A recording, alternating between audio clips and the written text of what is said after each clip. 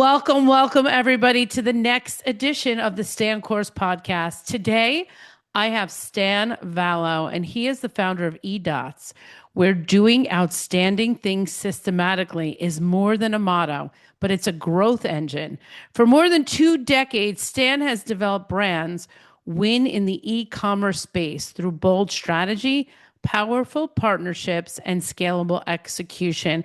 And today we are going to talk about give first and win bigger. How great partnership starts with generosity, not negotiation. And when you give first, solve real problems and bring real value, trust grows and opportunity follows. Welcome, Stan, to the Stan Course podcast.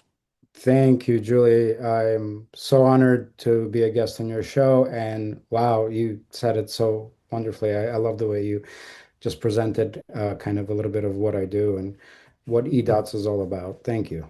I love it. I love it.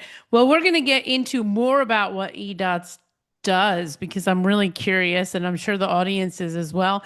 But before we get started, Stan, what is your favorite food?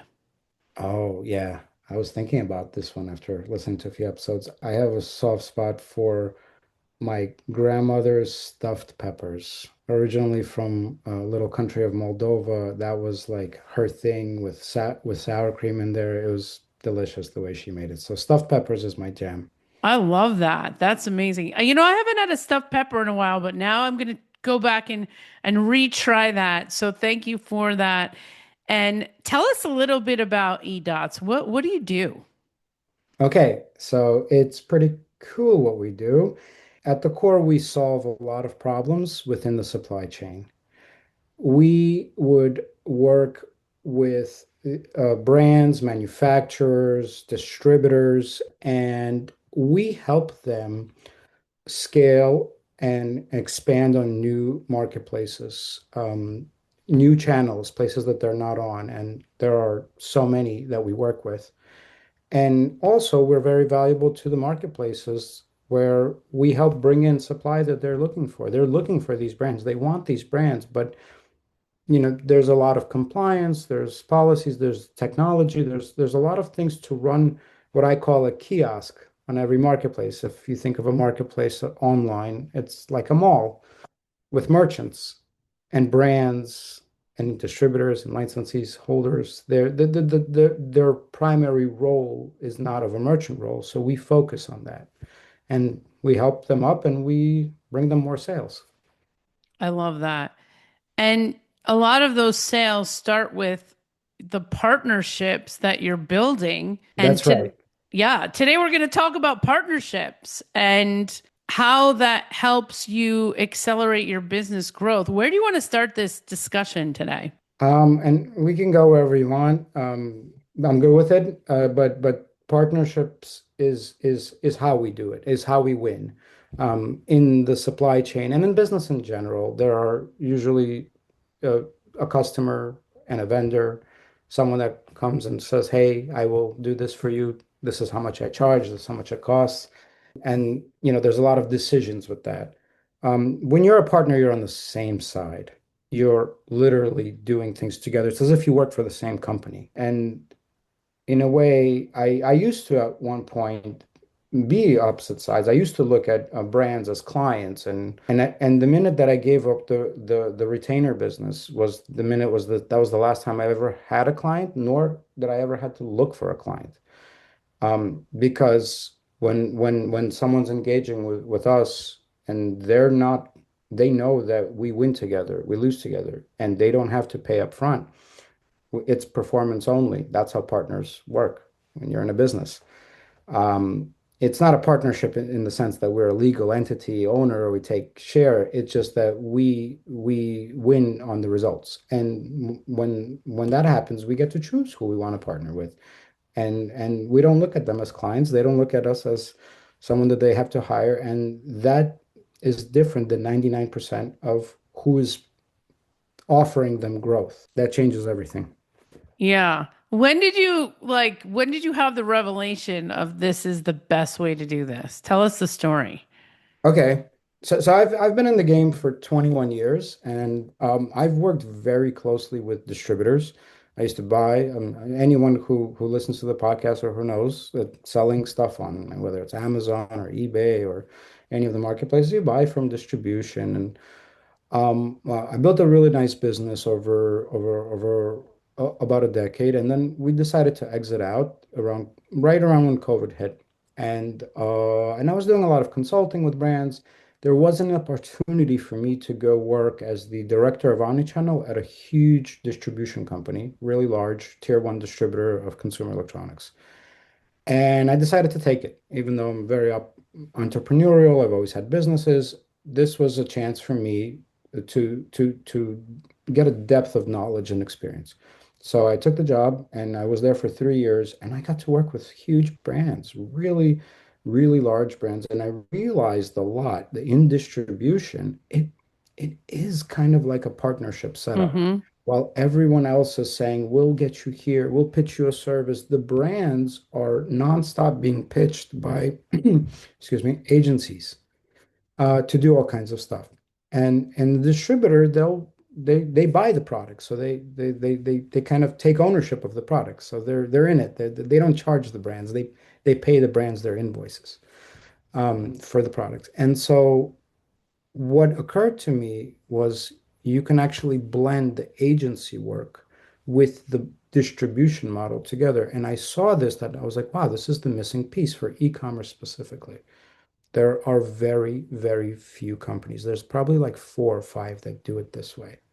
And it hit me. And then I went out and I started talking to brands, and every one of them were, where can I sign up? Where can I sign up? It was just one yes after another, one yes after another. And then the marketplaces started sending us brands to help onboard and things like that. It just when you're not when you're approaching it, and I realized this is what partnerships is about. It's a lot more than just saying that you're a partner. A lot of marketing companies do that.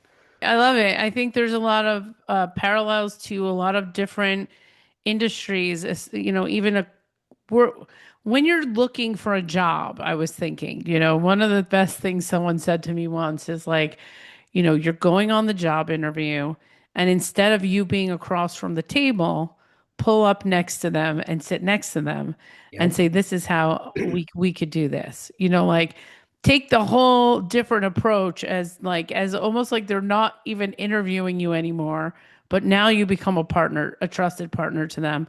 And I think like it's a good lesson for a lot of us, either whether you're in a corporate job or you're running a small business, thinking about ways to partner with people. And a lot of the people that I work with are not selling merchandise per se. A lot of them are selling services, right? So I work in more of the service-based industry space, and but you can take the same standpoint in a way, in some ways. But I love the idea that you're changing the language around what you're doing with people. Yeah, yeah, and I took it. I absorbed this from other companies that have done a similar thing. There are companies that are public now that also took this approach, and for services specifically, this is a key thing. Anyone in the services and it doesn't work everywhere, Hmm. obviously. You can't. You can't take on clients one and all. So that's the beauty of once you start structuring in terms of partnerships and thinking, you get to choose. Like I don't have a contact form. I have an application form. So when that changes the dynamic. I'm the one that pays the invoices, not the other way around. Again, it's a little bit more complex, but the point that I'm trying to say is that when you take a partnership approach, you're not always in this space of chasing clients. Many times the people come to you because most of the people in whatever the service is, whether it's marketing or PR, most people, I mean, just look at selling a house. If you need to sell a house, you don't have to pay for that. They get their commission at the end. Yeah. That's it. Car sales, every a lot of people in sales, that's how they work. Those are physical things. If there's an industry where it's a service, you can apply that. That gets very exciting. That changes the whole dynamic. That's that interview where you're on the same side. Stan, I'm just in my mind, I'm calculating and thinking about how You're would I even plotting. make this work? How would I make it work? Do I want to make this work? This is an interesting idea because in essence, it's if someone were to work with me, then I wouldn't take payment for that in the beginning. I would wait until they found the result of what I was doing with them and then get paid. Is that kind of what you're saying? Yeah, I mean that's basically it. Julie Riga, this amazing dot connector that you are, can now, and the payment is a lot more when you're a partner. It's a lot more than what you're going up front, and the yeses are a lot yes. In fact, I rarely get a no. It's hard to get a no when you're offering so much. So this is why I rarely get a no. It's not because partnerships are isolated. There's an actual recipe for success. All right, I want to hear it all. Give it all to us. You want the secret recipe? I I know need you like it. food. I know Yeah. you like food. That's why we're here, Stan. I'm I know. actually here to just get all of your secret You want a ingredients. recipe, I right? want the You recipe. okay? All right. Your father would have been proud. So Yes. here's my special recipe for success. All right. Number one, to be a good partner, you have to go first. You have to give unconditionally, right? Mm-hmm. You should also think about who you're giving to. There are people that don't deserve it. So, but if you're sitting across somebody and you want to be in business with them in any capacity, give first. In a negotiation, the one that talks first loses. In partnerships, the ones that goes first wins. So that's rule number one for my recipe. All right. I'm saying when people, there's a common rule in negotiations, the ones that talk first, they lose. That's Okay. Yeah. Yeah. just general, hardcore. That's true. You're right. We're going to make a deal, Julie. We're going to have this podcast, but I'm going to tell you everything. I lose. I lost. Now you know more about me than I know about you. That's it. Okay. So I'm doing the right thing by asking You're all the doing the right questions. thing by asking the right questions. You put me in the hot seat, all right? So I already lost. But because I'm into partnerships, I want to give Okay. first. So I'm going Give to give first. you as much about my insights and your reader and your audience, not readers, and they're listening, first. And then who knows? Maybe some of them will be like, oh, that sounds cool. And so here's how I do it with some of my partners. I talk to various um, platforms, distributors, various logistics companies, right? And I say, hey, listen, I have a few brands that need logistics. Can I bring you some clients? You charge money. I don't. I'm a partner. I look out for their best interest. I'm not going to throw them to you as trading cards. They actually need logistics today, just like somebody might actually need your organizational skills, Julie. I have plenty of disorganized people that I would love to help you with, to help do your magic, what you do with them. Can I give you a few people that you can help, and then we'll talk later. We'll have a cup of coffee. We'll eat a stuffed pepper, whatever. See what I did there? Yeah. Yeah. I really like that. I like that you offered me something of value. And then Yeah, and then the stuffed pepper. So that's good. yeah, yeah. You've touched all the On me. bases.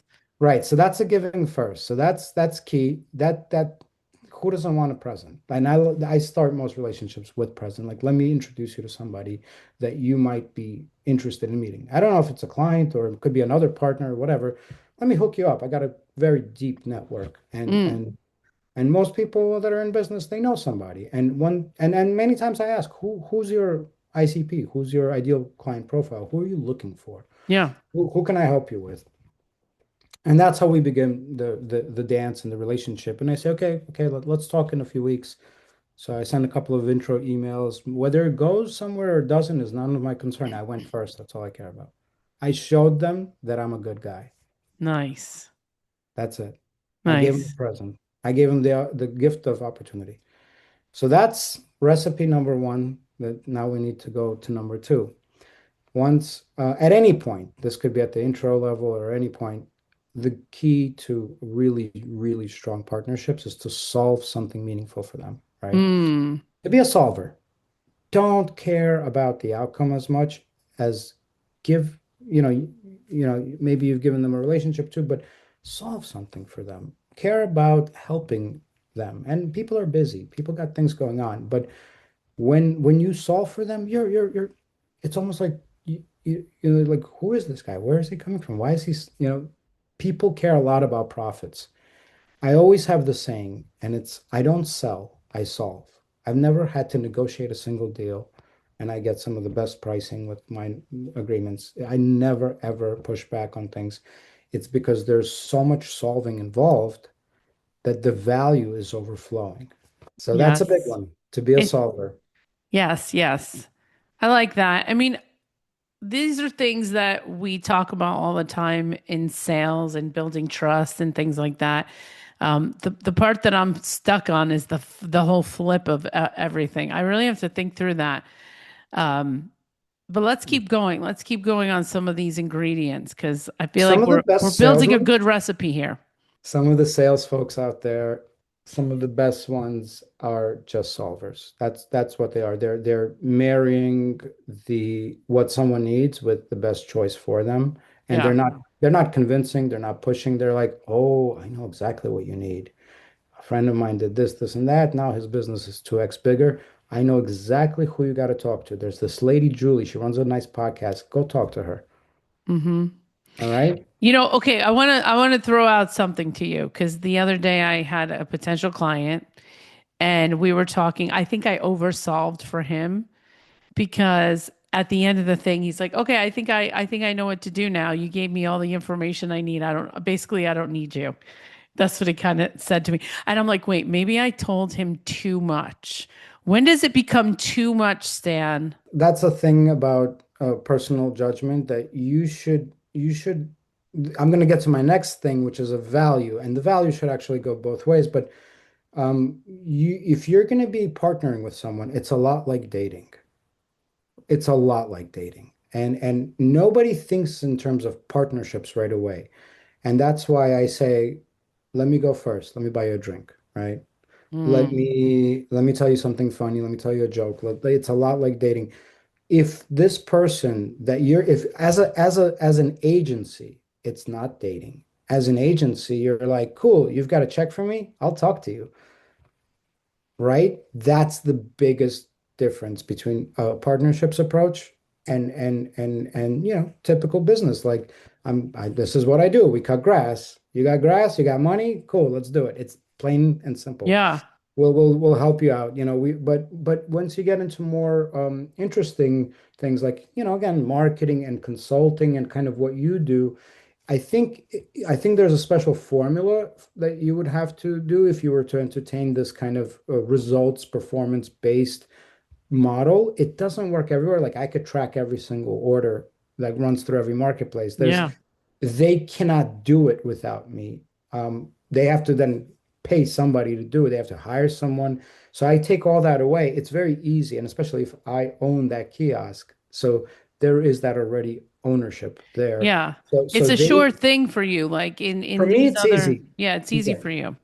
And this In on the other side, it's a little bit more hard because it's like, well, what if you help them and then they ghost you and never give you any sort of money back for the I effort mean, you put in? well, that's where you have a rev share agreement, right? And again, when you're doing what you do, right? And it's very hard to put this with consulting. When you're coming in and you're clearing them up and you're saying, look, I'm gonna set you up with what you need to grow your business, to organize your business, right? How can if you can measure it, if you can measure it, let's just say this, then you can easily do a partnership. And when I say marketing, right, in digital marketing, you can measure it.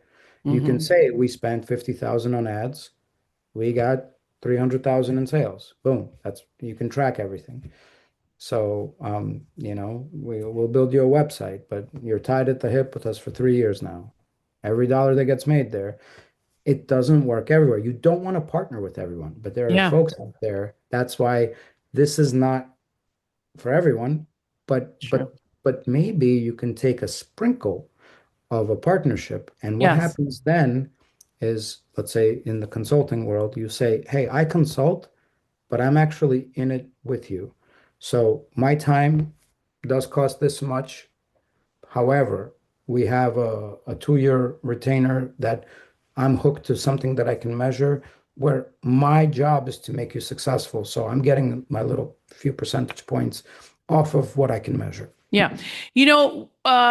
I'm just trying to think of the parallel here between what you're talking about in my world Yeah. and what I call these agreements are power teams. So we Hmm. create these power teams where we combine our services to service clients, and we put a joint offer together where we're selling basically a team rather than a service. Yeah. And it really works well because a lot of us have different skill sets. And so if you can play in the power team space, you can accelerate your growth because now you have like a company behind you, a Hmm. mini power team company. And so that's what I've been doing. Stan, I've been doing that. Whoa, you're a mastermind. In tech, they call it a super app, like where it's like we're gonna take little, this one is great at that, and that one's great at that, and we're gonna pull them all under one roof, and we're gonna call it Google or something like that. Yeah. Well, and I think like to service the entrepreneur, the CEO, and a smaller business, if you're working with people like me, solopreneurs, other solopreneurs, it's beneficial for you to know, like, and trust the people that you're working with. And somebody like me who's built a huge network of people, I have access to people I trust. So why not bring those people along with me as I go to help other business owners build their businesses, you know? Yeah.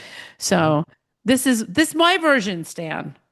I love your version. Your version is pretty cool.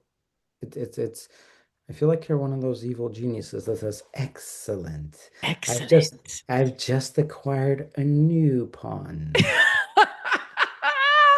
Well, I mean, look, you got to do with what you have. I think that's the point here. Yeah. And you have designed a method, and I think that when you said sprinkle, I think that I can sprinkle the same sort of methodology into my business as well because I see people all the time and I see genius ideas, I do. I see the ideas come up and I'm like, "Whoa, I want to be involved in that." And this is where the word serial entrepreneur comes up Yeah. because all of us entrepreneurs are seeing other people innovate and we're seeing that person have this amazing idea but not the infrastructure and not the team behind them to actually get this thing to market. And so we get to play in a very interesting space. Yeah, I could definitely see that. And it's a collective of like-minded and wise people that have been in the game that have wisdom in their own, in their own space. So it's really it is genius in a way. Like for me, like I know where I'm strong in, and this is the beautiful thing about what I do is I keep a super narrow path. Mm, I'm really good at selling stuff online. I know marketplaces. I know them very well. And then there's like 50 other things that brands are like, oh, cool. Can you get us into stores? I'm like, of course. I have four distribution partners that deal with all these stores. Go talk to them. And they're like, oh, are you going to represent? I'm like, nope. I have nothing to do with the physical world. That's them. And I hook them up, and I hook up, like the agencies where I say, oh, great, I'd love to take you on, but your branding is just not there yet. Go talk to whoever you want, but I've got somebody that, I'm in it to win it. Like I'm not gonna give them something they don't need. If they don't need yeah. branding, I'm not gonna Yeah. push Well, somebody and in. this when I heard you say website and branding, I'm like, you should send them to me because I have a power team of Yeah, of branding specialists. I mean, I have course. everybody on my Rolodex, and we work together to help people like that. Yeah. That's why I'm here. I'm here to infiltrate your system because you're going to be my power star player. Like everyone that I talk to, be like, it doesn't matter what you're missing. You gotta talk to Julie. Just talk to Julie. She's gonna Just figure it talk out to for you. Julie. That's Be right. careful. Be careful. You're gonna have to figure out what your favorite food is and go talk to her. She might get you on her podcast. It's probably very much worth it. Go talk to Julie. This is the The benefit of meeting a lot of people. This is the dot connecting. This is Yeah. literally what we're doing is we're connecting the dots. Of course, of course. And again, like one thing is I don't have rev share with anybody else. I integrity is really big. So I take partnerships on like a whole other level. So yeah, I love connecting dots, but for me, God forbid anyone ever thinks that, hey, I want you to go talk to somebody because I'm getting a few cents on the back end. That to me is, I would never put any, and many times I'll be like, hey, this is the situation. Do you think you can help them? Like I'll even do that step and figure out if it makes sense. But again, like many times when I'm introducing people, they already know. They like the people that know me on one end or the other, they know that I'm like, here, meet them, try to make it work. If it doesn't, all good. There's no link to sign up, just here's a person. That's it. Like That's it. I don't have a special link that I can send you. I don't have any special privileges. You are not getting any discounts through me. I just happen to know the director of so and so, and he's a good guy. Yeah. I love that. What else should we be thinking about when building partnerships? The value is the big part. And again, you don't see it right away. It could be a dating before marriage approach, but right away you should at least see that there's some potential of value that they have for you and you have for them. That's Mm-hmm. it. I get in the ring with so many people and within minutes I'm like, oh no, I don't think I'm a good partner for you. Like I don't think I can help you. You've got 45 people doing exactly what I do already that work for you. Like Yeah. there's no room here. Like I don't have any. You're already on 18 of the marketplaces that I support. Like, there's nothing here. I bring you something new, so there's no value, right? And so being very, very valuable through solving and through giving, and through opening up new opportunities, that's a key factor. Because, again, just like all relationships, it's really like dating. Like Yeah. you go from dating, a simple, no strings attached cup of coffee. And I modeled my offer that way, even. I said, look, there's no heavy agreements here. Most people, when they think partnerships, and this is how a lot of people get it wrong, they think heavy exclusivity agreement. Let's talk about our agreement for the next 6 months. For me, the most important thing, if I'm getting in with a new brand or a new manufacturer, who I don't call a vendor, I call a partner, or a new sales channel where I'm selling like a new interesting website or marketplace, like again, they're my partner as well. For me, the most important thing is, does it actually make sense for us to like partner? Can we just like give it a little test run? No strings attached. This doesn't cost you anything. I'll pay for this product, whatever. That's what I do. It's distribution business. And we'll see what works. We'll see what sticks. And then we'll start talking about partnerships. But we got Mm. to know that this is where it's going. We got to know that this is not a customer vendor client relationship. Testing the waters, going light, no, go for a cup of coffee. Yeah. Then you go out with a few friends. Then you introduce them to the family. Then you finally propose and go further. It's exactly the same way in business. Yeah. 100%. Yeah, I like that. There's multiple touch points. You're building a relationship. Look, a lot of these people you don't know them.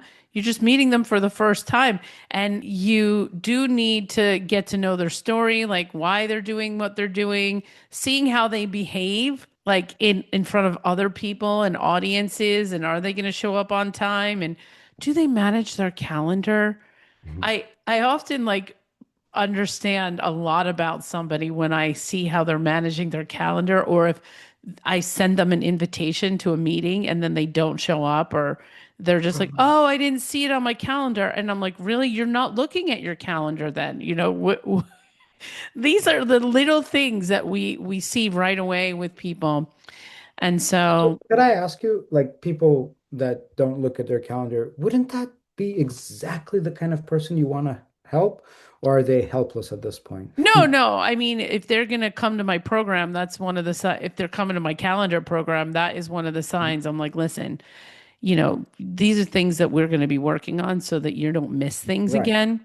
But I'm just saying from a partnership standpoint, I look Yeah. at there's a difference between my clients and my power team. Okay, okay. All right. if that makes sense. Like It does. they're two different people. So if I'm Okay. bringing someone on a power team, somebody that wants to partner with me, be part of the like the faculty of my program, or they want to do a, let's say they want to do a workshop with me, because a lot of people, they want to do workshops with me, partner with me, because they get my audience, we get, we Okay. do a partnership thing. um those are the people, right? Those are the Okay. people that talk to me about, hey, I want to resell your program or something like that. And then, Oh. they call you on the phone and they're picking up their other phone 7 times while they're talking to you. Like things like that. Like I get what you're saying. I business mean, etiquette 101, Stan. Business etiquette. all right. What do they look like on camera too? Like I, what are they doing here in the space that they have here? Do they have, oftentimes people want to be on my podcast. And I'm like, okay, I just make sure you have some sort of microphone. I want to make sure that you have like all the stuff if you want to be on and play in this space with me, because there's just like a certain level of professionalism that I'm looking for when I choose the power team people. And then, there's people that are on the power team that I'm like, listen, guys, that, we need to level up in these places because it's not working. So, you know, it's all good. It's all in good. It's all for the benefit of everybody. But yeah. So what else? What else are you working on right now, Stan? so yeah, I mean the business is growing. I'm currently kind of going through a fundraising round. It's grown quite a bit. We're getting a lot of traction. We've gained a lot of attention from a lot of different folks in the industry. I want to say, like, for me, the biggest eye opener was when I was working at a distributor, and I want to what I realized that there are hundreds and hundreds of websites or marketplaces, channels where they cater to a certain audience, and they don't have certain products, and these are well-known brands, stuff that they would normally buy, Mm-hmm. very interesting. They might be selling just fashion or just beauty cosmetics. Like that's kind of their categories. And then they have 10 million users there, right? It's a nice website. It's not your big, ginormous Amazon that everyone knows, but it's still that's 10 million people that go there because of some reason. They're really good. They might have all the best products, or they're a gifting platform, for example, and those are really interesting too. And so people go there to buy corporate gifts or gifts for themselves. When you think of gifts or other things, you wouldn't think of maybe a consumer electronic product to be in there as much as, maybe interesting gifts. And this is kind of what I realized when you bring in interesting products where they don't have that category, educate the audience, and the audience wants it, they'll buy it. You almost have this open lane where there aren't those products there, and you become the supplier of those products. And that's really the most exciting part of what I do is uncovering the opportunities where the supply and demand meet and Mm. helping the two come together. And that means working marketing, a launch strategy, bringing in reviews for the products, for the product reviews from other places. I have a couple of really, really amazing partners that do a lot of these things as well. They created software that says, hey, we can move reviews from one place to another. And reviews, I mean, that's big on online. So what I'm saying is I have my own power team. Okay? Okay? Okay, you That's what do. I'm saying right here. That's it. You have your own power team. Stan, where can our audience find out more about you? It's a very easy website. It's edots.co. That's E and then dots, DOTS, .co. And you will see whenever you get there the word partner a lot. Mhm.